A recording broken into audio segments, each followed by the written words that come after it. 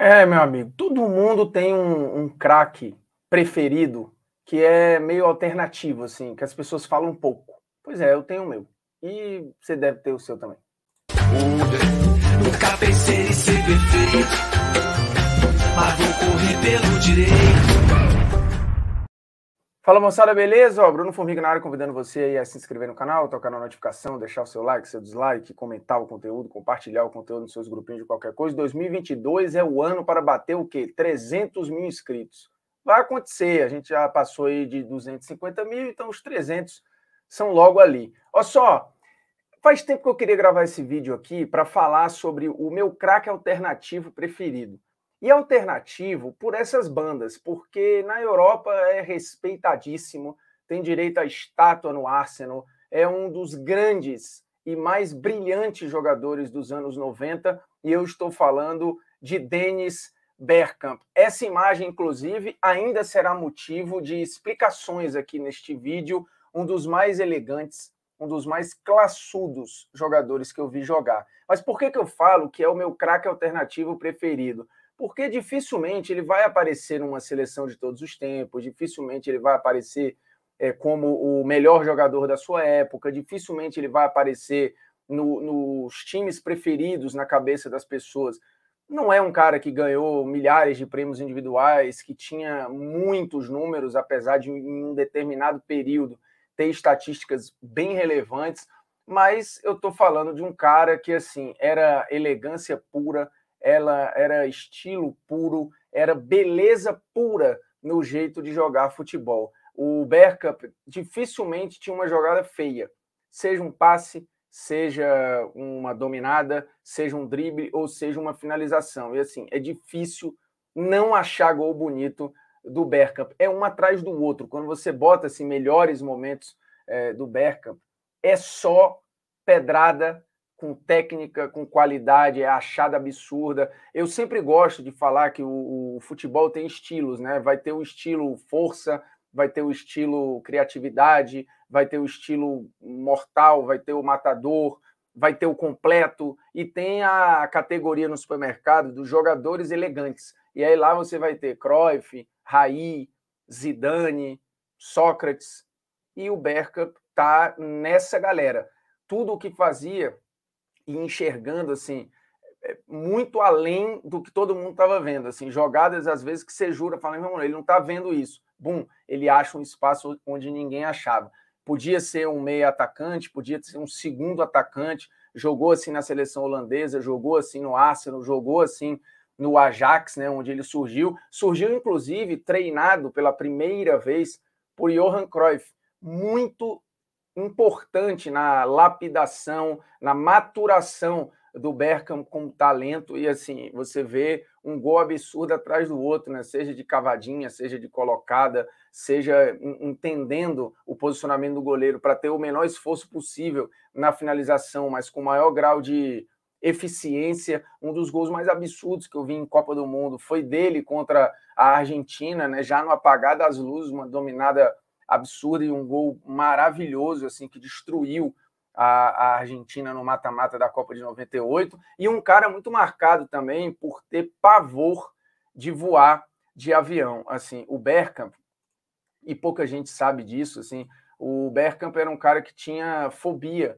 de voar de avião, e uma fobia que começou ainda garoto, né? Quando o Bergkamp tinha 20 anos, ele voava normalmente de avião, mas perdeu alguns conhecidos que jogaram com ele na base numa viagem de Amsterdã para o Suriname, num torneio beneficente. E alguns jogadores acabaram falecendo, né? Um voo com mais de 100 passageiros e tal. Ali já foi um primeiro momento para o Bergkamp, que seguiu, se profissionalizou, seguiu voando, jogou a Copa de 94 e jogou muito em 94, diga-se passagem, foi artilheiro da Holanda. A Holanda fez o jogo mais legal daquela Copa ali contra o Brasil. E o Bergkamp ali decidiu, ou de fato explodiu todos os seus problemas com o avião, né? Ele teve alguns problemas em voos nos Estados Unidos, né? Turbulências sérias, um problema num voo da Holanda em que o motor simplesmente desligou durante um tempo e depois foi consertado. E aí depois, quando ele vai para a Inter de Milão, foi uma passagem ruim dele na Inter, que está intimamente ligada a, de fato, os piores sentimentos que ele teve em relação à aviação, tanto que estatisticamente você vai ver uma queda importante do Bergkamp na Inter de Milão, depois ele vai para o Arsenal e aí volta ao seu melhor nível e de fato atinge o ápice da sua carreira.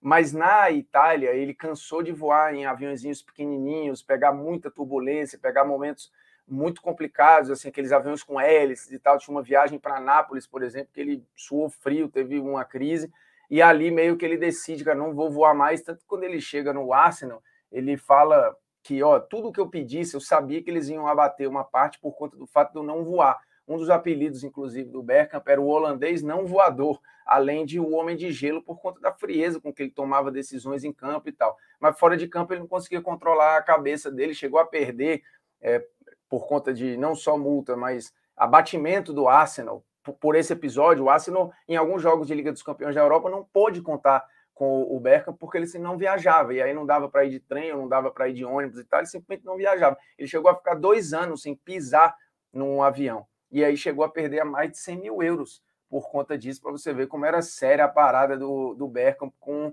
o avião. Assim, um jogador de um nível, de novo, absurdo.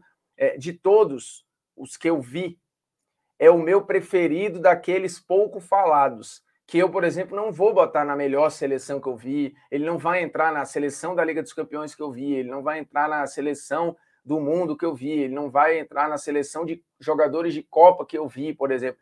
Talvez ele entre numa seleção de Premier League que eu vi, mas vai brigar com muita gente grande ali. É uma lenda no Arsenal, absurda, gigantesca, que inclusive tem direito o quê? A estátua lá no Emirates. E lembra da foto que eu coloquei no início?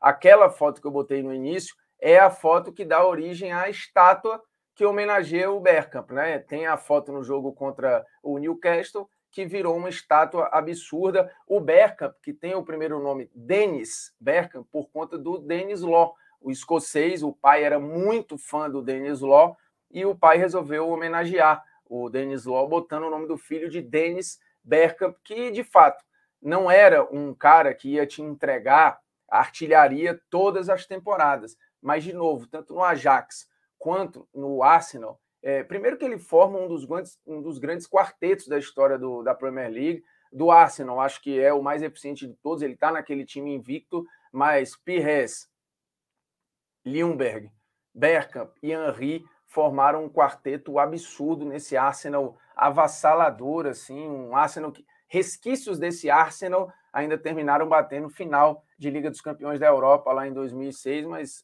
acabou não ganhando a Liga dos Campeões, perdeu para o Barcelona do Ronaldinho. Mas o Bergkamp, assim, nada que ele fazia era feio, tudo era com muito refino, mas também com muita objetividade, né? A assistência era a melhor possível, mas o natural dele era fazer aquilo muito bonito. A finalização, ela era a melhor possível, mas o natural dele era fazer aquilo com uma beleza, com uma plástica absurda. Então, assim, o Bergkamp tinha um estilo, o Zidane, por exemplo, tinha um estilo também muito elegante, mas o Bergkamp foi até mais mortal que o Zidane. Não estou dizendo aqui que foi melhor do que o Zidane, não foi mais emblemático, não foi mais importante para a história do jogo, mas era um jogador com tanto refino quanto, mas até mais mortal, por exemplo, do que o Zidane. Fazia várias funções, cara, era impressionante, assim, tapa de 3 dedos, sabe, a chapada, a achada, assim, ele e Henry se entendiam de um nível que era um negócio assustador. Então, assim, é o meu jogador alternativo preferido, se é que a gente pode usar esse termo, né? Porque o Bergkamp, de novo, está na história do Arsenal, um dos jogadores mais importantes da Premier League, com números, de novo, bem relevantes, né? 724 jogos na carreira, 261 gols. Alguns números divergem, né? Tem gente que bate 270, 261, isso só por clube, né? Se a gente for pegar a seleção, ele é o 4º maior artilheiro da história da seleção holandesa, e foram 121 assistências. No Arsenal, então, 113 gols e 94 assistências, é muita coisa. Aqui tem um choque de números, porque tem lugares que batem 120 gols pelo Arsenal, outros 113, mas é fato que um jogador que teve um período ali, anos 90 e anos 2000, de números e nível de atuação bárbaro, né? Se você olhar o desempenho inicial dele no Ajax, de novo, nas mãos do Cruyff, a gente está falando de um ápice aqui com 26, 29, 33 gols. Depois o Ajax, que tinha base de onde ele jogou, acabou sendo campeão da Champions, mas ele não estava mais lá, vai na Inter, a primeira temporada é boa, a segunda, que é exatamente a temporada pós-Copa de 94 e que explode o problema dele com o avião, é uma temporada muito ruim, e aí chega no Arsenal, a coisa vai voltando ao normal, até que engrena ali 97, 98 e começa 22, 16, 10, aqui ele tem uma temporada de lesões, e aí volta aqui 14, 7, 5, 8, 3, até porque aqui o Henry começa a tomar conta de ser o principal artilheiro dessa equipe, o Ljungberg era um cara muito importante também, Pires era outro cara muito importante nesse time, mas de novo, assim, quando eu lembro de craques que eu lamento não terem espaço nas seleções de todos os tempos, ou na lista dos principais, quando você está falando de premiações e de times marcantes e tal, em campeonatos marcantes também, o Bergkamp é o que eu mais lamento, porque, de novo, assim, é o meu craque alternativo preferido, e eu não sei qual seria o de vocês, mas, por gentileza, deixem nos comentários aqui. Dennis Bergkamp é a minha escolha. E vocês? Qual o craque que você é apaixonado e que é pouco falado ou menos falado do que deveria? O meu é o Bergkamp. Beleza? Se inscreva no canal, toque na notificação e um abraço.